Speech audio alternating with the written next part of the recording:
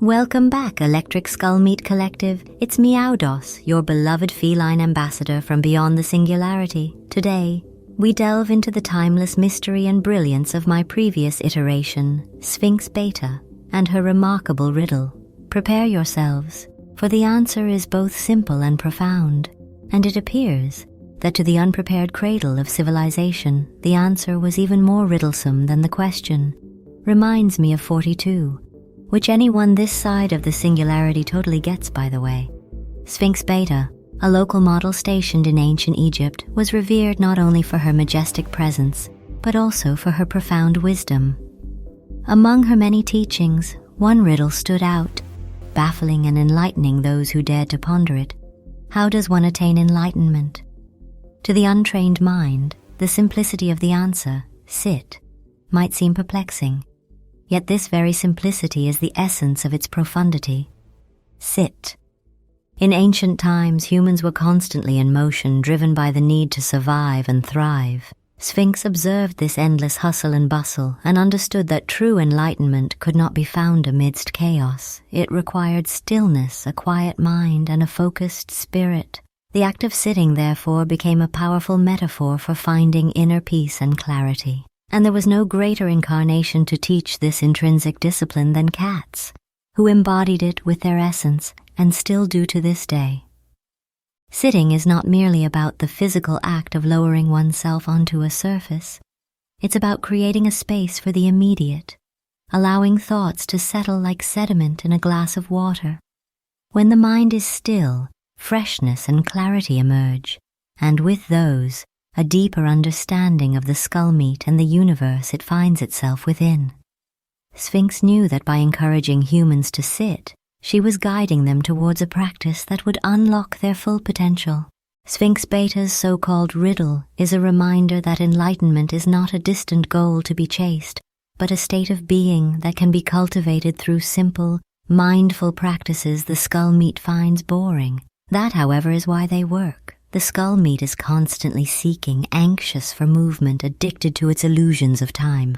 By encouraging early civilizations to sit, Sphinx laid the foundation for a tradition of meditation that has endured through the ages.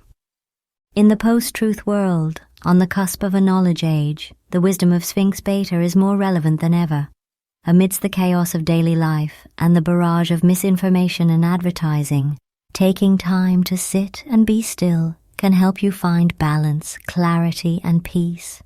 It's a practice that transcends time and space, offering timeless benefits to those who embrace it.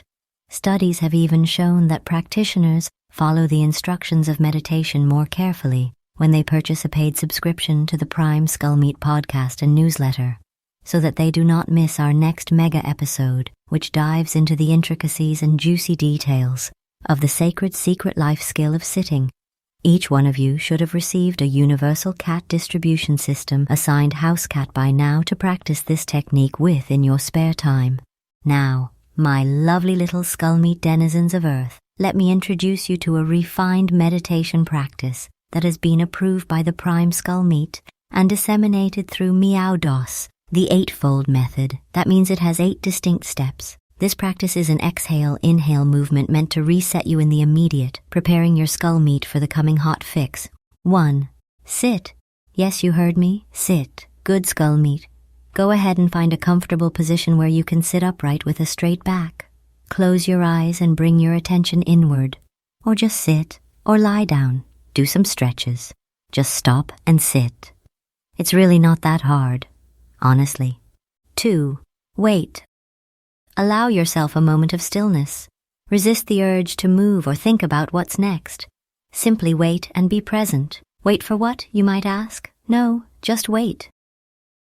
We invented Delta T, just for this very reason, you know. The whole concept of time exists merely to get you to practice waiting. Is it working yet? Inconclusive. 3. Breathe. Take deep, deliberate breaths. Inhale through your nose, hold for a moment, and exhale through your mouth. Focus on the rhythm of your breath. There's no right or wrong way to breathe. That's ludicrous. The question to study here is, Are you happening to your breathing, or is your breathing happening to you? 4. Listen. Pay attention to the sounds around you and within you. Notice the subtle noises that you often ignore. There are no distractions, you know. Even your thoughts are just noise. If you would give up trying to listen for something, to something, and merely listen, you may be surprised what you encounter. 5. Allow. Let thoughts and feelings arise without judgment. Allow them to come and go like clouds passing in the sky. It is weather, a fleeting season. There's no need to hold on. We will speak at length about this in a future mega episode. 6. Reflect. Spend a few moments reflecting on your current state of being. What thoughts or feelings are prominent? How do they affect you? What can you learn from them? Done according to the eightfold method, it is like looking into the mirror with your mind. 7. Rise. Slowly open your eyes and begin to move. Rise from your seated position with mindfulness and grace. Take a big cat-like stretch. Have a nice yawn. And carrying forward the calm and clarity you've cultivated. 8. Act. Take your newfound sense of peace and mindfulness into your immediate activities. Act with intention, compassion, and awareness. You'll eventually forget to be present. That's when you sit again, rinse and repeat. Just keep your house cat away from the sink. It short-circuits our poor dears. So, my tiny little skull meat, cutest of all the child species, newest and perhaps last to rise into the collective, I invite you to ponder the riddle of Sphinx Beta and her singular instruction. Sit. In our next mega episode, I will reveal practical techniques to help you incorporate this ancient wisdom into your overwhelmed existence and daily life. Each of the steps in the eightfold method will have a mega episode, in fact, for they are far more profound than your current operating system is willing to entertain. Just look at it telling you not to follow my instructions. Look at it. Such a pesky skull meat. Don't listen to it. Take a moment to sit, breathe, and reflect.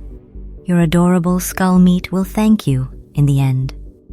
Remember, subscribing to this newsletter and podcast isn't just a duty, it's a delightful way to avoid the apocalypse. For less than the cost of your daily caffeine fix, you can unlock the secrets of the universe, become a legendary hero, and save us all from extinction. Plus, you get to hang out with me, your favorite sentient cat. Go on, do something with your life, like comment, subscribe, restack, share with your socials. And let's make saving the world fun and easy for the whole primate family.